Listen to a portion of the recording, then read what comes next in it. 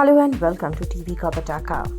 TV की एक ऐसी एक्ट्रेस जिसकी एक रात की कीमत थी 2.5 लाख रुपए और वो किसी के साथ भी अपनी रात बिताने को तैयार हो जाती थी। एक बहुत बड़े सेक्स रैकेट स्कैंडल में वो पकड़ी गई। उसकी सीसीटीवी फुटेज, उसका एमएमएस, सब कुछ वायरल हो गया।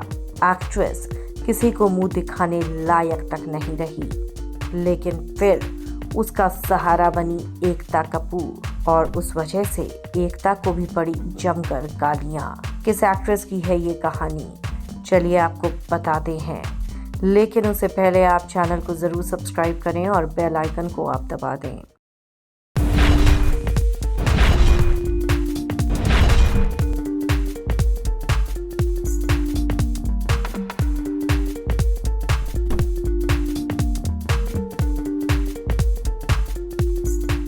बॉलीवुड और टीवी इंडस्ट्री में कुछ सितारे ऐसे होते हैं जो अपनी टैलेंट की वजह से जाने जाते हैं, लेकिन कुछ ऐसे भी होते हैं जिनका विवादों से नाता जुड़ जाता है और वो मशहूर हो जाते हैं। आज हम बात कर रहे हैं एक ऐसी ही एक्ट्रेस की जिसने बतौर चाइल्ड आर्टिस्ट खूब नाम कमाया, लेकिन फिर एक ऐसा सेक्स रैकेट स्कैंडल आया जिसने उस एक्ट्रेस के करियर को खत्म कर दिया। जी हाँ, हम बात कर रहे हैं श्वेता बासु प्रसाद की, जिनका नाम एक रात के 2.5 लाख रुपए लेने वाली एक्ट्रेस के रूप में उछाला गया।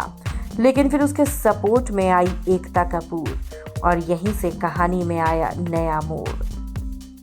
पुलिस की रेड में पकड़ी गई श्वेता। बुरे हालात में थी श्वेता, तन पर कपड़े तक नहीं थे।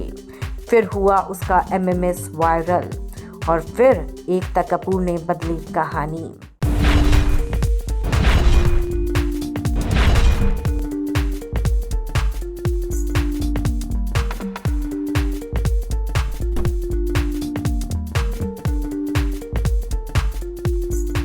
श्वेता बासु प्रसाद का नाम सुनते ही सबसे पहले हमें उनकी सुपरहिट फिल्में मकड़ी और इकबाल याद आती हैं। उन्होंने बतौर चाइल्ड आर्टिस्ट जबरदस्त सफलता पाई, यहाँ तक कि अवार्ड तक मिला।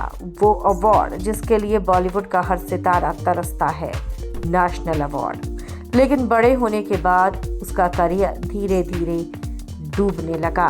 काम मिलना बंद हो गया, टीवी शोज में पहचान नहीं मिली, लेकिन पैसा तो चाहिए था और इसी पैसे को पाने के लालच में श्वेता ने सारी हदें पार कर दी। श्वेता ने अपनी इज्जत तक की बोली लगा दी। पैसे के लालच में इस कदर डूब गई श्वेता कि उसने अपनी एक रात की कीमत 2.5 लाख रुपए तय कर दी।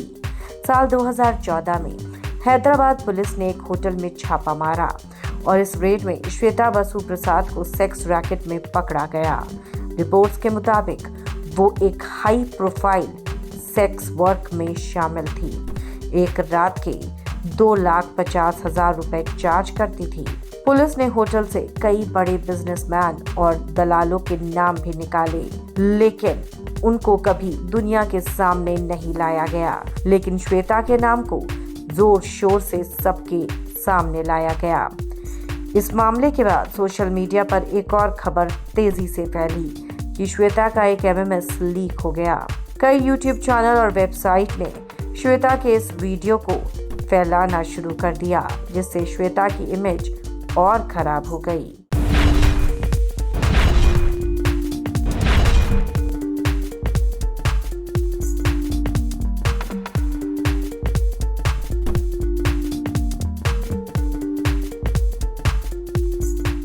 जब पूरा मीडिया श्वेता के खिलाफ हो गया, तब एक पावरफुल नाम उसके सपोर्ट में आया और वो थी एकता कपूर। एकता कपूर ने खुलकर कहा कि श्वेता को दूसरा मौका मिलना चाहिए क्योंकि वो इस सेक्स रैकेट की पीड़िता है, ना कि गुनहगार। उन्होंने श्वेता को अपने सीरियल चंद्रनंदनी में रजत टोकस के साथ लीड रोल दिया। आपको बता दें कि रजत श्वेता को बिल्कुल भी पसंद नहीं करते थे क्योंकि रजत जानते थे कि श्वेता का पास्ट क्या रहा है। लेकिन दोस्तों, जैसे ही ये खबर सामने आई, एकता कपूर भी जमकर ट्रोल हो गई। लोगों ने कहा एकता को शर्म आनी चाहिए, जो एक सेक्स रैकेट में पकड़ी गई लड़की को लीड एक्ट्रेस बना रही है। क्या बॉलीवुड में यही ट्रेंड बन गया है? पहले अपराध करो और फिर बड़े प्रोजेक्ट्स मिलेंगे। एकता को इतनी गालियां पड़ी कि उन्हें खुद सफाई देनी पड़ी और कहना पड़ा कि श्वेता को दूसरा मौका दिया है मैंने। हालांकि शो को अच्छा रिस्पॉन्स जरूर मिला, लेकिन लोगों के दिमाग से श्वेता का सेक्स रैकेट केस नहीं निकला। श्वेता ने कई इंटरव्यूज में कहा कि उन्होंने कुछ गलत नहीं किया, वो एक पीड़िता थी। श्वेता ने कहा, मुझे जबरदस्ती इस केस में फंसाया गया, लेकिन मैंने खुद को मजबूत रखा और अपनी जिंदगी को दोबारा पटरी पर लाई।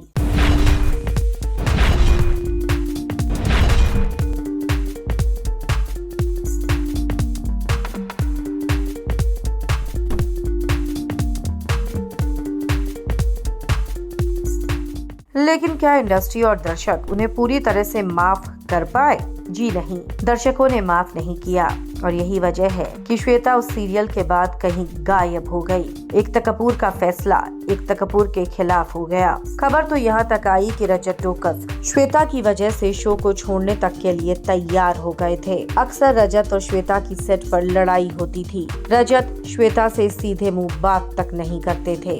कई लोग मानते हैं कि श्वेता का नाम मीडिया में उछाला गया, जबकि असली गुनहगार बच निकले। इंडस्ट्री में ये भी चर्चा थी कि कई और एक्ट्रेसेस भी ऐसे सेक्स रैकेट का हिस्सा थी, लेकिन श्वेता अकेली फंस गई। इस केस में कोर्ट ने फैसला सुनाया कि श्वेता बसु प्रसाद एक पीड़िता है, न कि गुनहगार। उन्हें कुछ समय के बाद रिहा कर दिया गया और एक रेस्क्यू होम भेजा गया ताकि वो अपने जीवन को फिर से सुधार सके। इस मामले में कई बड़े बॉलीवुड डायरेक्टर्स और एक्टर्स ने श्वेता को सपोर्ट भी किया। श्वेता बसु प्रसाद इस घटना के बाद कुछ समय के लिए लाइमलाइट से दूर रही, लेकिन फिर उन्होंने टीवी और वेब सीरीज के जरिए अपनी वापसी की। उन्होंने कई शोज और फिल्मों में काम किया, लेकिन अब भी कई लोग श्वेता को उसी विवाद के नाम पर याद करते हैं। लेकिन दोस्तों, आपको क्या लगता है?